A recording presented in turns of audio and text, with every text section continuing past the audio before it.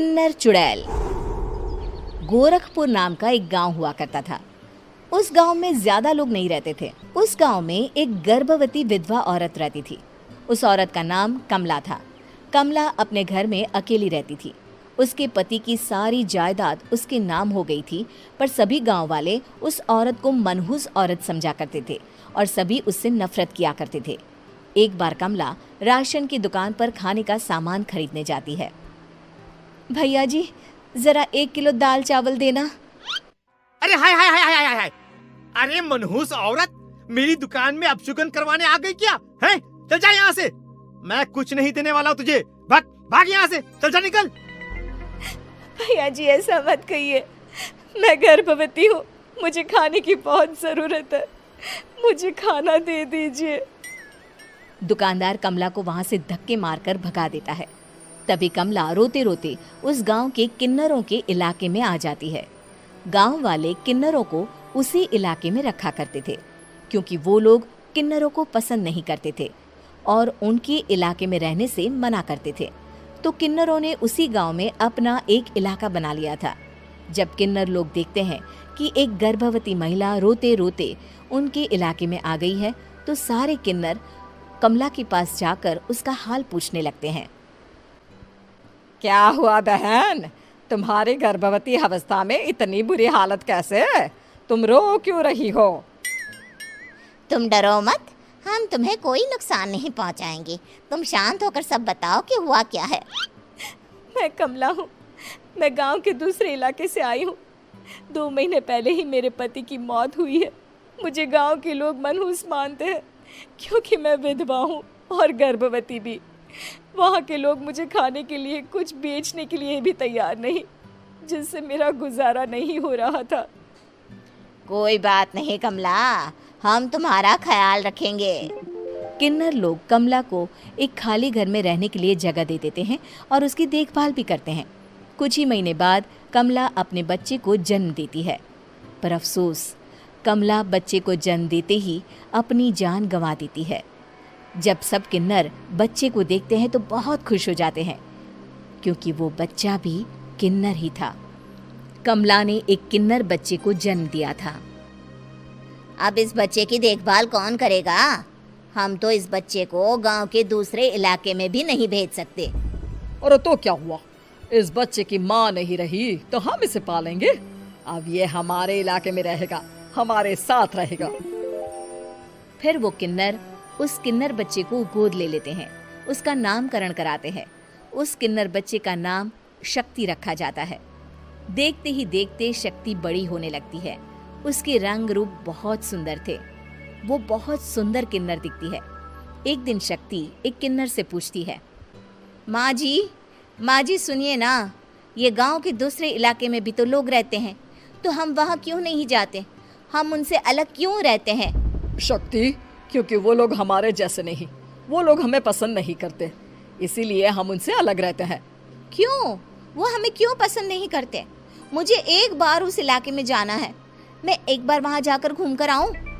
शक्ति, खबरदार, जो तू उस इलाके में कभी भी गई तो अपनी जान नहीं गंवाना चाहती तो उस इलाके में कभी कदम भी नहीं रखेगी, समझी?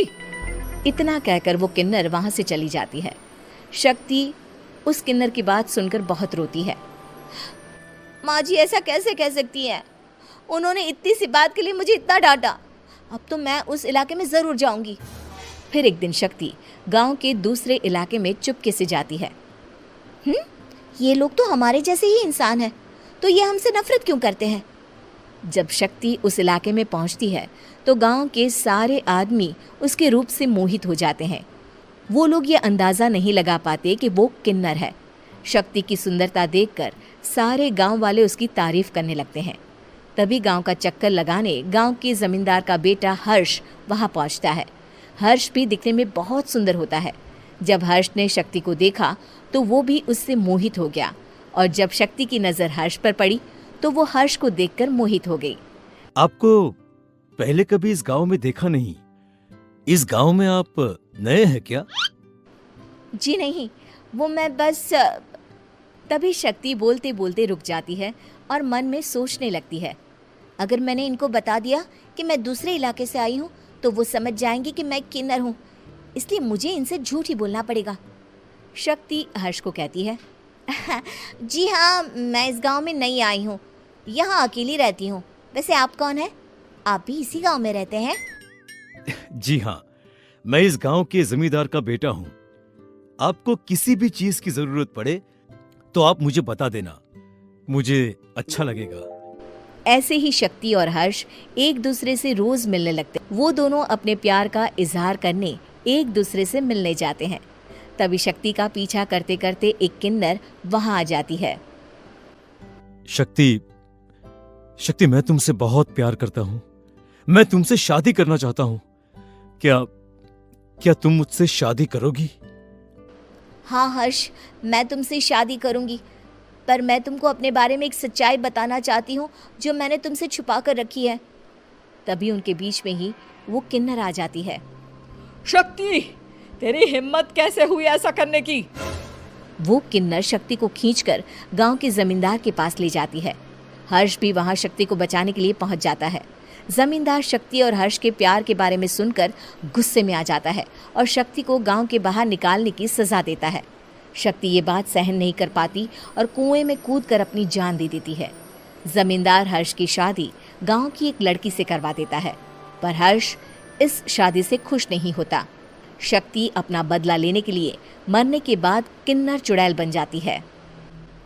अब मैं इन गाँव वालों को नहीं छोड़ूंगी, अब इनसे मैं अपने प्यार का बदला लूंगी।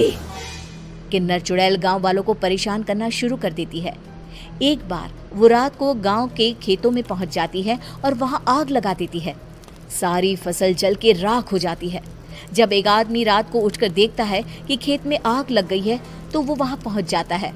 वो देखता है कि खेतों के बीचों बीच एक किन्नर चुड़ैल खड़ी है और वहां खड़े होकर ताली बजा रही है।